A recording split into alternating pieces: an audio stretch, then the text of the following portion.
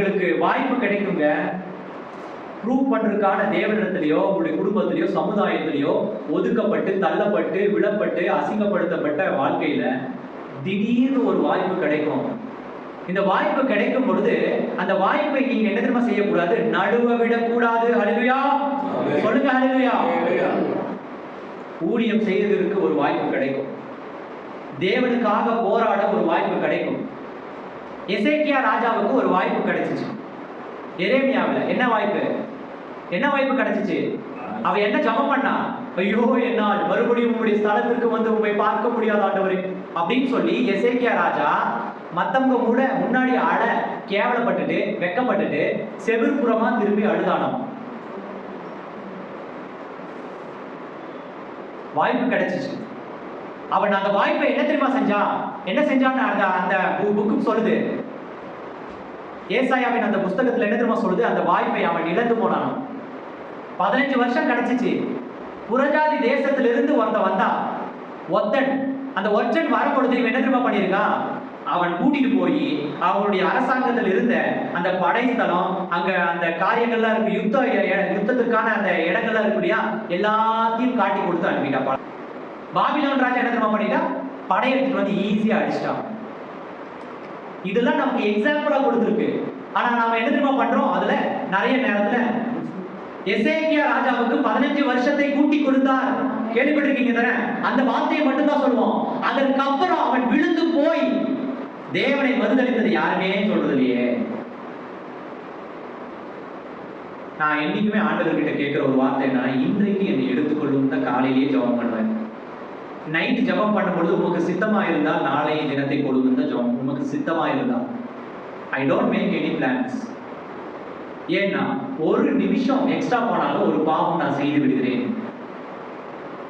ஒரு நிமிஷத்துக்கு என்ன, ஒரு அவருக்கு 24 மணி நேரத்துக்கு நினைச்சு பாருங்க. ஒரு வாரத்துக்கு இந்த ஜெபம் உபவாசம். அடுத்து 7 நாள் கழிச்சு நீங்க ஒரு வேளை வரலாம், வராமல் போகலாம். சரியாங்க? இப்ப என்னோட வந்து இணைஞ்சிட்டீங்க. உங்களுக்கு கொஞ்சம் பேர் தெரியும், தெரியாத முகங்கள் எல்லாம் இருக்கீங்க. என்ன பழக்கம் இல்லாத பழகினோம். நீங்க வந்தோடனே ஊழியக்காரன் என்ன செய்யறானா, ஆண்டவரோட உங்களுக்கு ஒரு கவனத்தை ஏற்படுத்துறேன். உங்களை மாதிரியே போன வாரம் முந்தின வாரம் வந்தவங்களுக்கு ஏற்படுத்தினேன். என்ன கவனம்னா, நான் இந்த உபவாசத்திற்கு தொடர்ந்து நான் வருவேன்.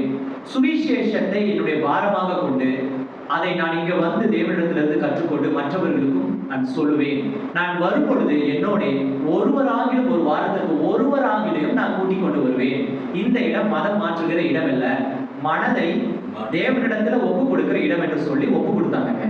சரியா?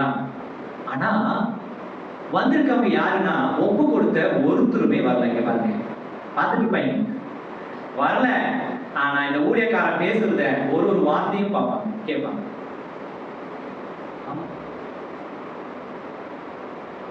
இந்த இடம் போன வாரம் இடம் இல்லை இல்லையா? ஃபர்ஸ்ட் இடம் இல்லாததுனாலதான் இதெல்லாம் எடுத்து ஓரத்துல நெருக்கி வச்சிருக்கோம். இத்தனை பேர் வந்துட்டாங்களே, நெருக்கி ஒருத்தர் மேல ஒருத்தர் உட்கார்ந்து இருக்காங்களேன்னு சொல்லிட்டு எக்ஸ்டெண்ட் பண்ண வேண்டியதா இருந்துச்சு. யாரோட கவனம் ஏற்படுத்துறீங்க? Roshan pastor, humble building ministry. Humble building ministry தேவனுடைய ராஜ்யத்துல கிடையாது. ரோஷன் பாஸ்டருடைய ரோஷன் என்ற பேரே பரலோக ராஜ்யத்துல எழுதப்படவில்லை. அப்படியா? அப்ப என்ன பேர் எழுதிருக்கு தெரியாது. என் தாயின் கர்ப்பத்துல என் தகப்பன் என்னை பேர் சொல்லி அழைச்சிருக்காரு. அந்த பேர் என்னன்னு தேவனுடைய ராஜ்யம் வானம் திறக்கப்படும் பொழுதுதான் எனக்கே தெரியும். இது என் தாய் வைத்த பெயர், என் தகப்பன் வைத்த பெயர். ஒரு மாம்சமான மனுஷன் சொல்ற பேரை இந்த உலகத்தை படைத்த தேவன் பரலோகத்தில் இருக்கிற ஞாபக புஸ்தகத்தை எழுதிட்டானா யாருக்கு யார் வேலை செய்யறான்னு அர்த்தம்? யாருக்கு யார் வேலை செய்யறா? நமக்கு தேவன் வேலை செய்கிறதா? We are the disciples of God. அப்ப அந்த ஞானம் யார்கிட்ட இல்ல தெரியுமா? எசேக்கியா ராஜா கிட்ட இல்லாம போச்சு.